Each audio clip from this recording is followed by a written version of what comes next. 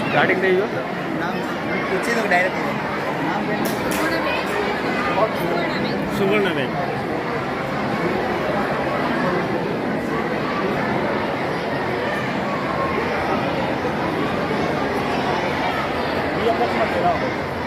જી બેન આપનું નામ આપ આ વિસ્તારના કોર્પોરેટર તરીકે ફરજ બજાવો છો અને આપણા જ વિસ્તારની અંદર જ્યાં શાળા વિશે શાળાનો રિસ્પોન્સ અને શાળા વિશે તમે શું કહેશો? આજે